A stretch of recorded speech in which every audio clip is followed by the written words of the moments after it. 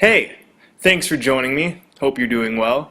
In this flat realm we live in, the black sun is the ancient female origin of all, the womb of creation. The black sun is the oneness that uniformly integrates everything. It's the organic machine of creation in this realm that we call Earth. All patterns, frequencies, colors, modes of consciousness, everything, it's all contained within the divine potential of the black sun. This idea of everything coming from darkness, from a void, it's not new. It's apparent in many creation myths throughout the world. The Bible's creation story talks of everything being formless and dark before God created light. In the Hindu creation tale, a vast dark ocean washed up upon the shores of nothingness and licked the edges of night. In the Mesopotamian creation story, Absu was the name for the primeval sea below the void space of the underworld and the earth. In Norse mythology, Ginnungagap is the primordial void which gave birth to the world. The Egyptians believed that before the world was formed, there was a watery mass of darkness. Nun is this primeval dark ocean and gave way to Amun, who then broke off into two deities, Amun and Ra, the personifications of our two sons. In the Gnostic tales, Sophia left her heavenly home and went into the void, where all matter was formed. So everything, including us, sprang from the black sun, the creation void, Amun, Sophia. The alchemical text Book of the Holy Trinity echoes this, saying Adam, the first man, was made from the black fire of the sun. The black sun is a real entity, which is located in the underworld, the paradise of the gods. This paradise has been called Anwin, Asgard, Duat, Hyperborea, and Shambhala. Shambhala is a mystical kingdom talked about in Tibetan texts where the most sacred of the Buddhist teachings are preserved. Hindus have known it as Aryavarsha, a land of enlightened beings from which the Vedas came. In Tibet, Shambhala is regarded as the true center of the planet, as the world's spiritual powerhouse. For years, there's been debate over where Shambhala is, but as I've described in past videos, its true location is beyond the center vortex at the true North Pole. According to Lama Kunga Rinpoche, Shambhala is probably at the North Pole, since the North Pole is surrounded by ice, and Shambhala is surrounded by ice mountains. In 1925, the Russian explorer Nicholas Roerich traveled through China and Mongolia to the borders of Tibet, and during a conversation with a lama, he was told, "Great Shambhala is far beyond the ocean. It is the mighty heavenly domain. Only in some places, in the far north, can you discern the resplendent rays of Shambhala." These resplendent rays are referring to the aurora borealis that shoots out of the center opening. Shambhala is the sacred imperishable land that we are gathering for under blood over intent. There must be a marker which allows us to gain access into such a holy paradise, and our blood, our spiritual substance, is being shed on the words, "I intend to bring forth heaven on earth," and thus we are being infused with the great remembrance, remembering our divine realm, which lies where our compass needles are pointing to. Broken down, our compasses are telling us to come pass into the holy hole, into the void, where we cross dimensions and are birthed into Shambhala, the land of perpetual twilight, powered by the black sun. I recommend, if you want to come with us and live, you replicate the videos you see and publish them beside ours. We are side by side, blood brothers and sisters, gathering for this journey which will take place in 2 years. Shambhala is also known as the White Island. In the Sanskrit epic Mahabharata, it's written, "Radiant is the White Island. Wonderful people we saw, marked all good things, bright, shining like a month. This island, home of radiance." Another name for Shambhala is the Slavic land of Belovedai. In the secret legend of Belovedai, it's written, "The country of Belovedai is not a fable, but reality. In marvelous abode-like structures, there abide gentle, humble, long-suffering, compassionate, merciful, and sagacious, great wise men. There is the kingdom of pure spirit, beauty, wondrous fire, elevated and fascinating mysteries, joy, light, love, repose of its own kind, and inconceivable majesties. The Aztecs associated the passage of the black sun on its nightly journey through the underworld with the image of a butterfly. This goddess, its papallotl, is known as the obsidian butterfly, who ruled over the underworld paradise known as Tamawanchan. Close up, we can see the black sun symbol on its papallotl's helmet. She is the butterfly, an archetypal symbol of transformation and mystical rebirth. This makes sense, because when we go into the center vortex, we are transformed. We regain our full divinity. In the video game Wolfenstein, the black sun is located in another dimension. You can see that the entrance into it is a portal emanating an emerald green light, just like the Aurora Borealis. In my video on Sausage Party, I showed how at the end, the food products travel into a similar looking Stargate, which emanates green at the center. We're gonna go to this other dimension and cut the strings once and for all. In David Bowie's Black Star music video, we see a clear depiction of the black sun. The Plains Indians had the symbol of the black feathered sun, which depicted the universe and the radiated light in all. At the Bank of America Corporate Center, there is artwork showing a hidden black sun. And there's many more. The black sun is all around us. We're just not paying attention. And we can see this black sun in a few years' time. This holographic reality responds to blood, good or evil. And when our intent is written with our blood over the words, "I intend to bring forth heaven on earth," we gain the eyes to see, allowing us to pass the flaming sword at the center vortex. And like I've said before, those who do not come with us will surely die, as this is the prescription of Father Time. Where we're going, time does not exist in the same capacity. I just want to encourage everybody to do Blood Over Intent because it's real. It is the way out of here. We're on the cosmic side of the cosmic womb, and inside at the North Pole in Hyperborea and Shambhala and Inner Earth, that's the astral side. So we do an interdimensional flip-flop. This is the truth. So, but just remember, we're still attached to the people in there. We're still children of the black hole sun. And everything's going to be okay with our intent and our blood, which is holy and sacred.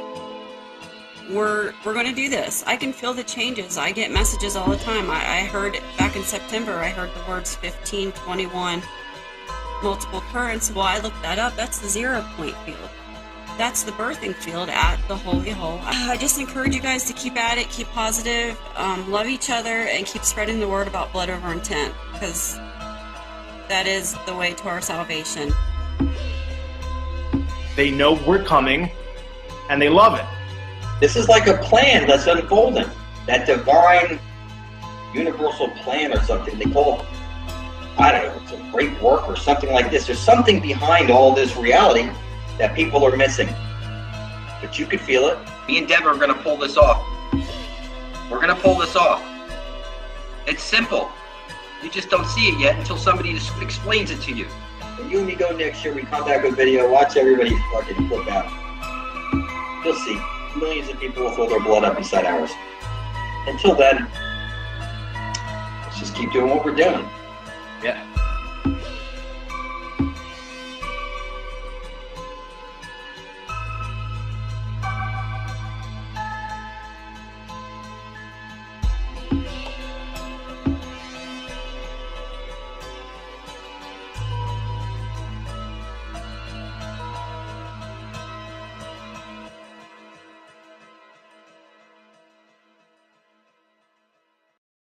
One thing you'll notice about Rick and Morty is they always jump into a green porthole at the center of a wall or something. And they're rubbing this in your face, people, that you need to get to the center of the flat earth plane before you're dead and drink from the living waters. That's where you'll become superhuman, where the great dragon Typhon, the mother of all creation, is shooting out of the Holy of Holies at the center of the flat earth plane. Every compass is pointing to it, and you don't have to like it. It is that simple. I'm going there in a couple years. And if you want to go there with me, type into your YouTube search engine, blood over intent, and scroll down. You'll see all your brethren spilling up their spiritual currency to bring forth heaven on earth. And if you want to come there with me, you're going to come side by side. Blood is thicker than water, or you ain't coming. It's just that simple.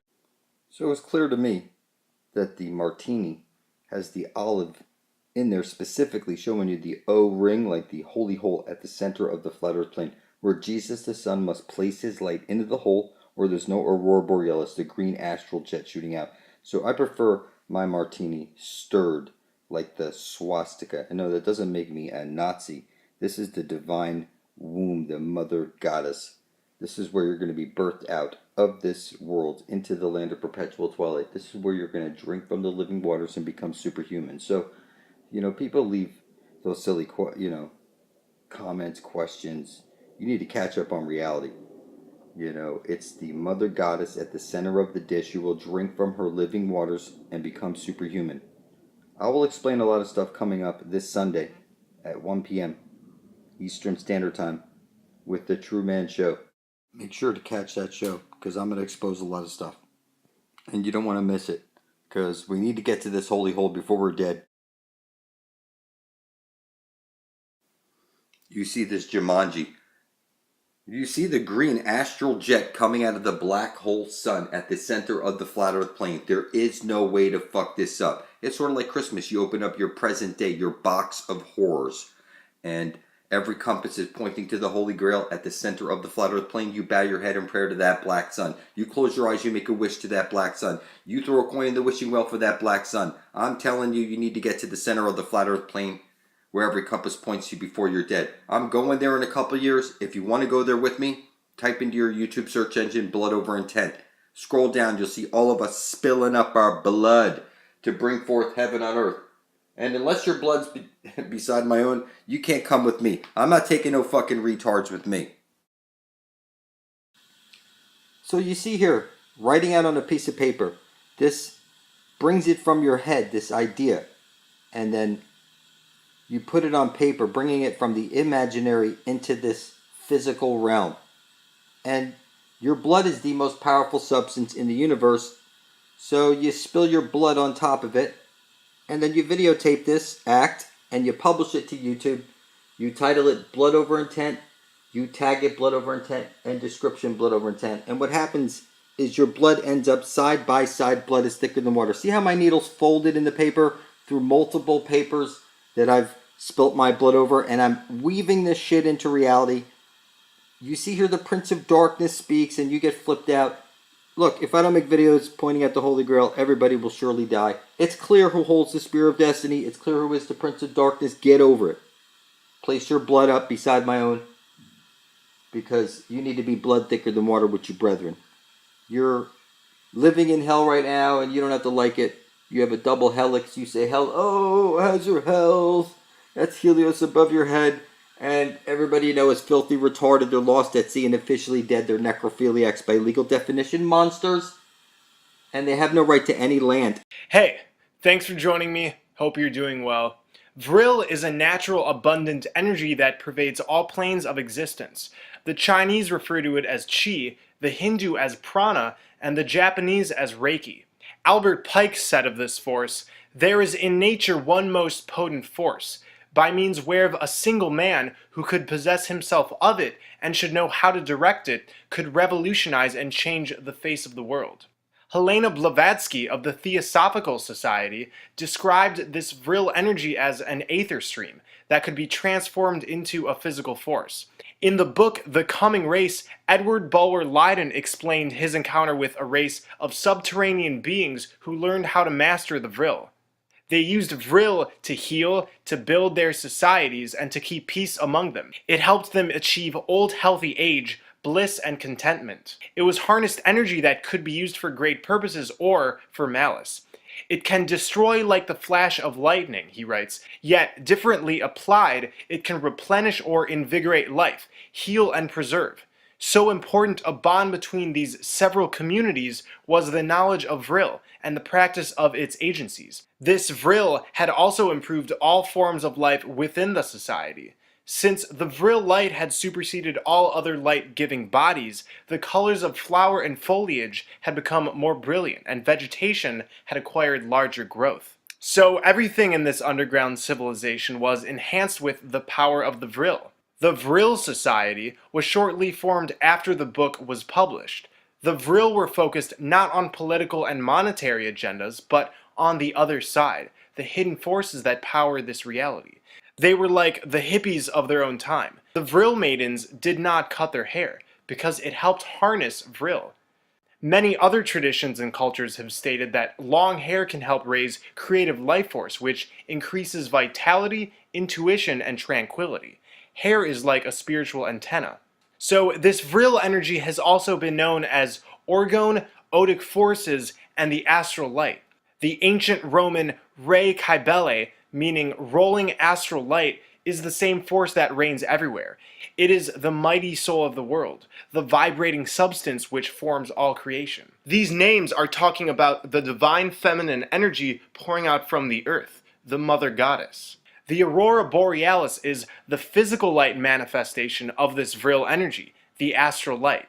It shoots out of the center hole. It's not always visible, but it's always there, pouring out and filling our plane with this vital energy. In many photos of the aurora, it's clear that there's a singular origin of the light, one focal point where it's pouring out from. On a globe model, it might make sense that what we're looking at is just the light going around the curvature. But as we know, curvature is a myth. Once we see it for what it is, this is a light that's coming out from a source in the distance. This source is the true magnetic north, where there's a vortex where all compasses point to, in which when we pass through, we achieve everlasting life. But we're told there's 3 different North Poles. The geographic North Pole is in the Arctic, marked at the bottom of the sea by a Russian flag. The geomagnetic pole, we're told, is constantly moving due to magnetic changes. In 2001, it was near Ellesmere Island in northern Canada, and now it's somewhere in the Canadian Arctic territory. Then there's the actual North Pole, the pole that our compasses point towards. This magnetic north is said to be about 250 miles away from the geographic North Pole. I know, it's all very confusing. Technically, the North Pole is the South Pole, but let's not go there in this video, it's mostly unimportant. This is yet another drawn-out, overly complex scientific explanation we're given to confuse us and keep us in intellectual circles that seem reasonable but evade the truth. The truth is all compasses point to the magnetic mountain, Mount Meru, at the center of our plane. The 4 rivers that diverge from Mount Meru's location change their motion often, and this is what causes the tides on Earth. When you look on Google Earth and other maps, you find the actual magnetic North Pole is located somewhere in the Arctic Ocean. This is partly true, but they never show land here. There is land here, and there is a sacred mountain. In 1569, Gerhard Mercator made a map of the North Pole showing this magnetic mountain. Ancient Buddhist, Vedic, and Jain cosmologies state that at the North Pole there is a mountain, sometimes in the context of a city called Shambhala. The Puranic and Sumerian traditions speak of a Mount Sumeru. The Turkmen tribes of southern Turkestan spoke of a copper pillar that marked the navel of the earth. The Mongols wrote of Mount Sumer with the Zambu tree on its summit. I could go on, but you get what I'm saying. This mountain is throughout mythology.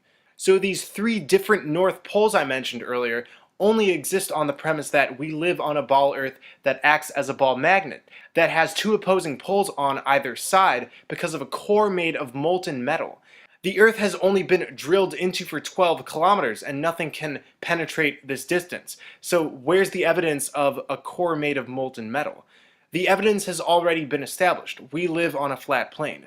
So we could look at a ball magnet and say the poles on those are just like the poles of our Earth, but that would require making sense of curvature and a non-existent molten metal core. Ring magnets, though, have their north polarity in the center and their south polarity in the outer rim, the exact magnetism of the flat Earth model. What we call Antarctica is this south polarity, being the giant ice wall that extends the circumference of the flat Earth. All compasses point to the center, the north polarity of our plane. This is a photo of the aurora borealis taken near the South Pole. This one is taken near the North Pole. Side by side, we can extract one thing. We are looking at two sides of the same light that's coming from the same source. The North Pole's light is the inverse of the South Pole's. The Lakota Indians used the aurora borealis for its healing properties. Those who had health problems would stand facing the aurora, hold their hands towards the light, and inhale deeply. The Lapps people would decorate their shamanic drums in order to harness this energy. These people knew about the benefits of this concentrated vril. Again, the aurora borealis is the visible part of this vril energy, but most of it isn't visually detectable. However, it pervades everything. The black sun emits this vril, this astral light. It indeed shoots out of the center, but it also emanates throughout our plane. It powers nature. It powers us. It's the sacred life force. And the Vril Society claimed this energy came from the black sun. Their symbols show the black sun, oftentimes with a lightning bolt coming out from it. This isn't specific to the Vril, however. The swastika is often intertwined in the black sun symbol. The swastika is found throughout history, and what this actually represents is the vortex we go through when we enter the center of our plane. See how it looks like a spinning vortex? The Zurscheben has been found in Nordic graves, going back 3,000 years. The swastika and black sun is everywhere. The reason the black sun symbol is seen pervading in all directions should be obvious by now. The energy from it is all around us. Our intent directs it. The energy fuels our subconscious, and this is why it's able to be used for good or bad.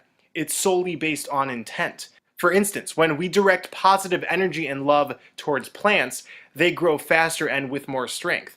And this is because our prana, our vril, our intent is aligned with nurturing principles. The Babylonians called Bab-Ilu the gate of God. Many say Bab-Ilu is where we get the word Babel from, hence the story of the Tower of Babel. And the Tower of Babel, as I explored in previous videos, is synonymous with Mount Meru and the vortex beyond it. Bab-Ilu, again, is the gate of God, the gateway into another world. In this piece of text I found, it says, "The sun enters Bab-Ilu, or the gate of God, at the winter solstice, and starts his journey northward. During the solstice, the sun spins in and out of the center hole, into this gate of God, and then begins its journey north from its lowest point in the sky. This is why the winter solstice contains the longest nighttime of the year." On the top of the page, we see the cross of the Ilu. There's 8 lines emanating from it. This is similar to the ancient 8-rayed symbol of the Nibiru. This symbol represents a gateway, just like the cross represents the gate of God. The Mayan Great Celestial Conjunction shows an 8-pointed star as well. We have the Dharma wheel, which represents nirvana. It's easy to overthink these symbols, but they're all telling us the gateway to God, to heaven, to nirvana is at the center of our plane. This is the Babylonian black sun symbol, showing 8 lines. We have the Mesopotamian sun symbol, we have the ancient Shamash, and many more. And we even see 8 lines emanating from the inside of CERN. In the book Ether, God and Devil and Cosmic Superimposition, Wilhelm Reich describes the connection between orgone, another name for vril, and the aurora borealis. He also says, orgone energy can be demonstrated everywhere. Accordingly, it penetrates everything. Check out the cover of the book. My opinion is that the illustration shows a black sun pointing energy upward. In The Astrolight by Louise A. Off, the astrolight is said to be the immortal spirit, the originator of cosmic life. In the present age, our science informs us. We perceive in the main only the lowest vibrations and inferior qualities of the astral light, because we are in the lower arc of our present cycle, and the energy of the life wave is at its ebb. Blavatsky says of Plato's method of expression that he divides the intellectual progress of the universe during every cycle into fertile and barren periods.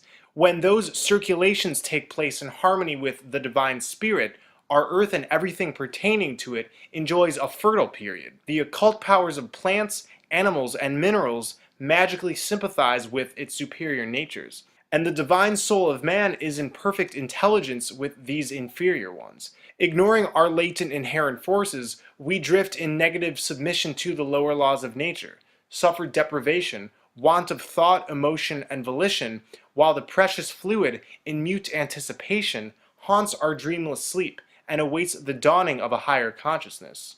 This is an eerily beautiful passage, and it's telling us man is currently in tune with the destructive aspects of the astral light, of the Vril, and nature has all along been in tune with the empowering aspects, much of which we don't detect because we vibrate at different frequencies. This is one way of answering the age-old dilemma: why doesn't man seem to blend in with his environment?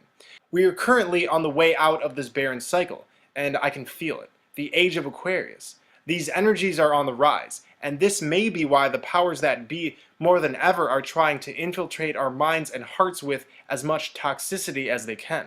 I won't get into the accounts of concentrated Vril being used by the reptilians, but know that Vril is being used against us at the current moment. We can fight this misuse of Vril, however, with our intent. Intent redirects this Vril. By letting go and being the observer, by living from our heart, connecting with the energies around us and our own, we can start rediscovering the Vril. Compared to the uses in The Coming Race, even the greatest of ascended masters have only touched the tip of the iceberg that is the power of the Vril. Thank you for watching. Hope you're all doing great. I love you all. Hey, thanks for joining me. I hope you're doing well. Nuclear bombs are hoaxes that had a dual nature to their existence in the public's mind. There's more than enough information online to sift through. Nuclear bombs were a psychological operation. The first reason was to instill fear in the collective consciousness. The second reason for the nuclear bomb was to give us yet another clue to the center of our plane, the exit hole out of this matrix. The Trinity was the first nuclear explosion test said to have occurred. In the popular photos, there's a dome shape and a type of smoke wall protecting the outer portion of the domed bomb. This is telling us we live in a dome encased by an impassable ice wall, which is somehow holding this dome up. Funny enough, planetariums show us a dome, and this is further rubbing in our face that the luminary bodies are encased within a firmament, a dome. Domes are all throughout architecture. Where did this dome shape come from? It came from above us. One of the definitions of ground zero is the point on the ground directly above or below a nuclear detonation. Here we have ground zero of the Trinity bomb after it was reported to have exploded.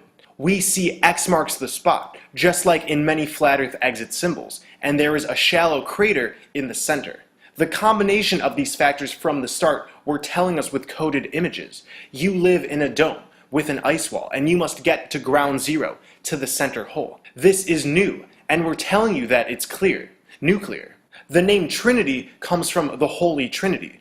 We've been told the Trinity is Father, Son, and Holy Spirit. The Father refers to God the Father, the masculine biblical deity. The God of this plane is actually a goddess. She's feminine. Mother Earth, Lilith, Isis, there's many names we could call her. We were told this is a man to prevent us from connecting with this divine essence. This divine goddess essence originates from the black sun, which is in the underworld paradise, the land of perpetual twilight. The sun is Jesus, and as we should know by now, Jesus is an allegory for the movement of our sun across the zodiac. This is why Jesus has 12 disciples, because there are 12 zodiac signs. The Holy Spirit is the green astral energy that pours out from the black sun in the form of the aurora borealis, but it also spreads throughout our plane. They are three in the same, because our two suns are really one sun that only appears fragmented. One side of a light hole is a black hole. Energy cannot be contained. The white sun and the black sun are like an electrical circuit on loop. The white sun powers our physical needs, while the black sun is taking our intent and turning it into reality. So we have black sun, sun, and astral light. This is the true Trinity that's been hidden from us. Both suns are the same, and the astral light comes from the black sun. Now it makes sense that the Holy Trinity is said to represent three parts of the same entity. Again, the definition of ground zero is the point on the ground directly above or below a nuclear detonation, and also the starting point or base for some activity, like when you have a big project and say, guess we'll start at ground zero. Here's some photos of nuclear bombs. What do we see? What does this look like? Maybe the tree of life?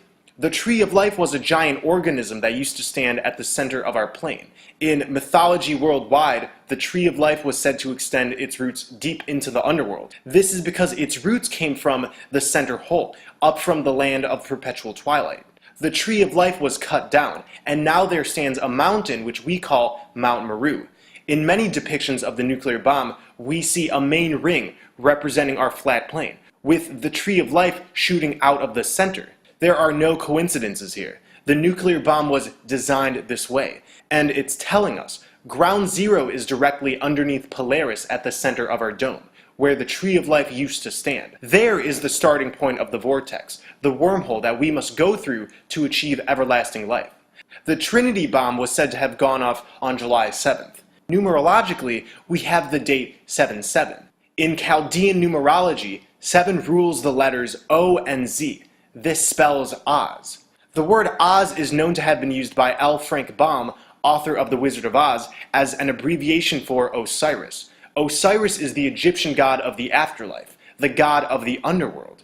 Osiris was commonly depicted as a pharaoh with a complexion of either green or black, and this is because the underworld, the land under this world, is powered by the black sun, which emits the green astral light.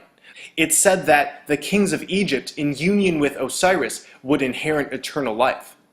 Again, you live in a dome. X marks the spot where you must go to, the holy hole at ground zero, where there is zero ground, right beneath where the tree of life used to stand, where you will inherit eternal life through union with Osiris, where the holy trinity of black sun, white sun, and astral light meet.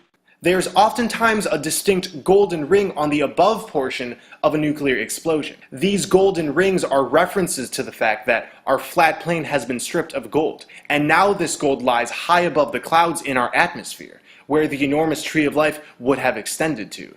According to Zecharia Sitchin, aliens who later became the Sumerian gods came to Earth, and genetically engineered humans so we could mine gold for them. The disappearing atmosphere of their home planet Nibiru is said to have needed gold or else it would break down. We already know that the Earth is an enclosed flat plane, meaning space does not exist, meaning aliens are a lie. Sitchin is obviously a disinformation agent, but at the same time, his false teachings have interwoven many truths scattered throughout. Nibiru has also been called Planet X. In 2003, we were given this infrared photo of Planet X. We see a black orb emitting green energy, and the energy shapes 2 horns around the black orb. They're telling us this is the divine feminine goddess, the black sun and the green astral energy. We see horns because the goddess is often depicted with horns. Isis has horns, and Lilith has horns. So Sitchin actually meant that our own atmosphere, the atmosphere of the divine goddess, required gold. So where has the gold gone to? The Meissner effect is the expulsion of a magnetic field around a superconductive object. This can allow the object to levitate. The Meissner effect is also known as quantum levitation. In this video of quantum levitation, we see that gold is the protective coating for the superconductive material. This puck is also made of crystal. The superconductive material needs a cold area, and therefore the magnetic field is able to decrease. To put simply, when this lack of a magnetic field interacts with the conductive material, gold and crystals, it's able to levitate. In our own atmosphere, there is a decrease in the magnetic field's intensity the higher the altitude gets, and there's also a decrease in temperature. As I explained in my video Crystal Caves, the roots of these giant trees that extended across our plane were filled with crystals. These were silica-based life forms, and silica is the main component in crystals. What I'm trying to say is with the combination of gold, crystals, and a high altitude with a low magnetic field, it would be absolutely possible to maintain golden cities in the sky. All caves used to be filled with crystals. Now most of them are empty.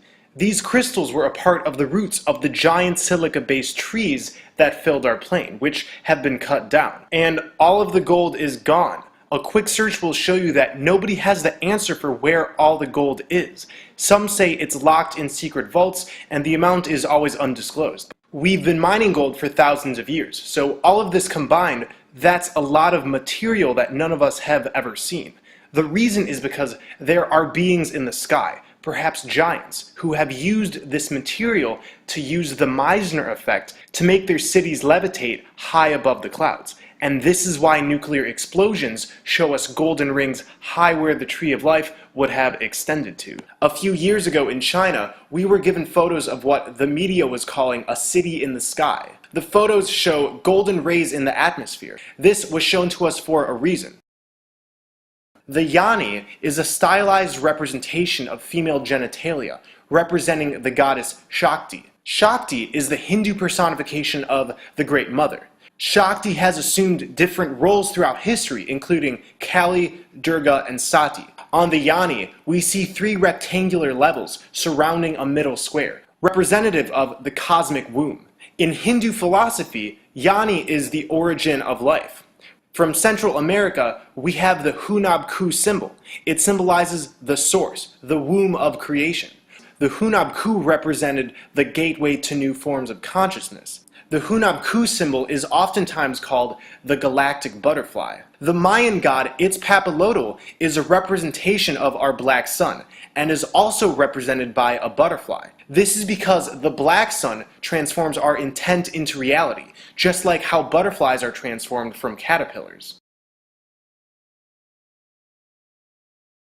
It's said that Itzpapalotl wore an invisible cloak so no one could see her, meaning the black sun is currently out of our physical perception. She is ruler of Tamuanchan. According to the Florentine Codex of Sahagun, Tamuanchan means we go down to our home. Tamuanchan, ruled by Itzpapalotl, is a paradise for the gods.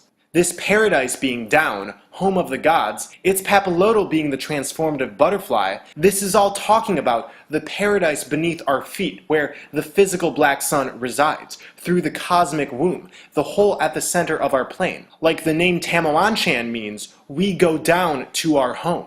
Let's get back to Ground Zero. I'm sure a lot of you were thinking about the 9/11 memorial in New York titled Ground Zero.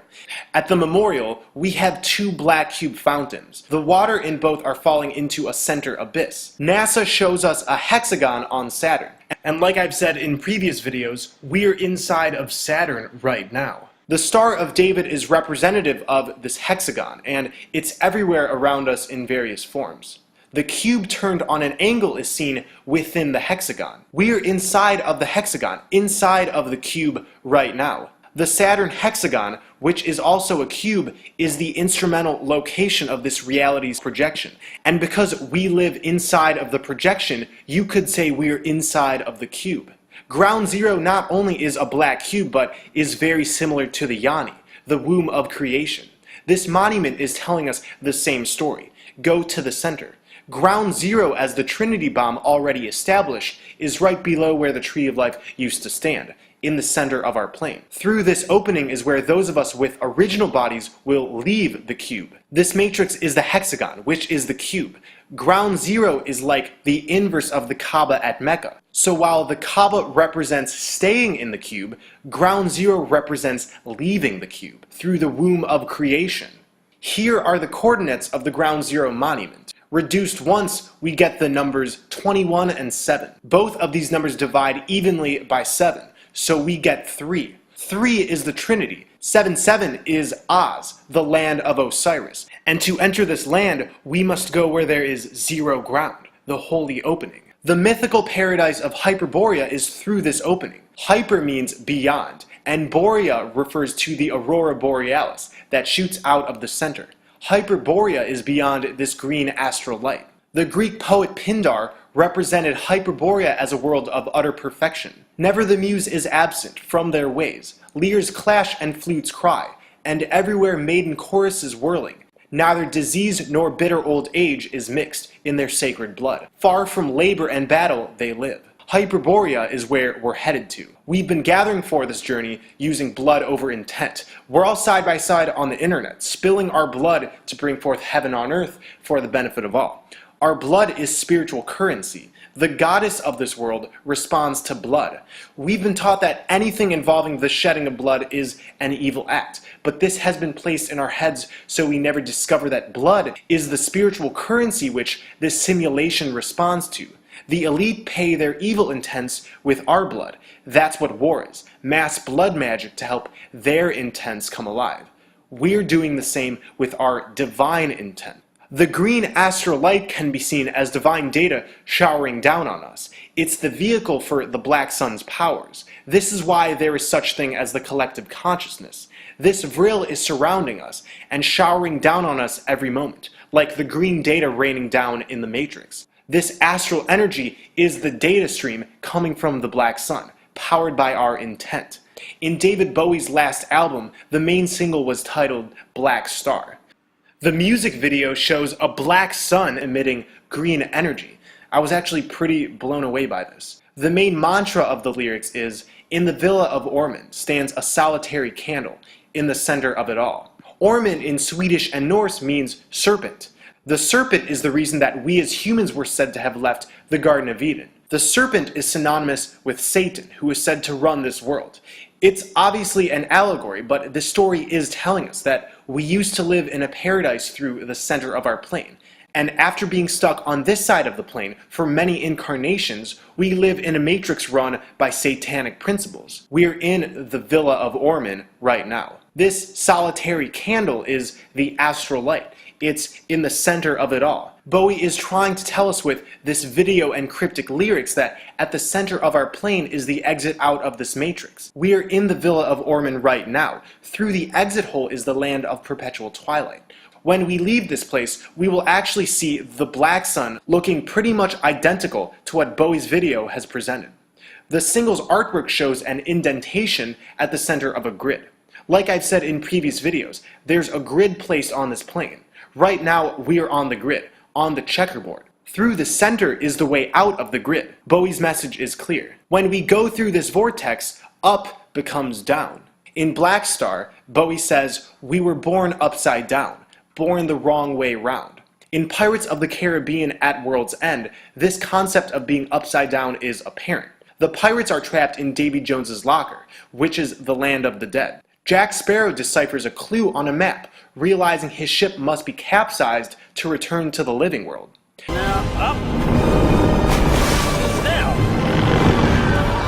Right before shifting dimensions, there's a green flash in the distance, the same emerald color as the astral light, the aurora borealis. You could say we're in Davy Jones's locker right now, and we must go down to come up. We're not supposed to be in a place that's based on money, time, limitation, all of these things that make our divine essence uncomfortable. Our genetics have been altered to contain reptilian DNA. Our brains have a reptilian core to them that is responsible for fight or flight, so our own bodies and minds are at odds with themselves. Duality is an illusion, but it's easy to see things as dual when we're locked in these bodies. For many of us, we will be placed back into our original bodies. We've been uploaded into this reality and remain sleeping, just like in the Matrix or in Avatar. We are supposed to go through the gateway at the center and drink from the living waters so we can achieve everlasting life and get out of this matrix. And that's why our compasses tell us to come pass. The arrow is guiding us to our destination. The game has been decoded, so now we just have to pay for this manifestation with our spiritual currency, our blood. Once again, search Blood Over Intent, replicate the videos you see, and publish it beside ours. We are all in this together, and the more people who shed their blood, the quicker this blood magic will take effect. Heaven on earth is coming, and this is how we're also gathering for the journey to the center. A lot of people want specifics, but I'm telling you, now's the time to focus on raising your frequencies, living from your heart, sun gazing, earthing. And if you feel inclined to, start making videos about this. You can use my content as much as you want, and the more people we have helping out, the sooner this mass exodus to the center will initiate. So thanks for watching, everyone. Please take care of yourselves. I love you all.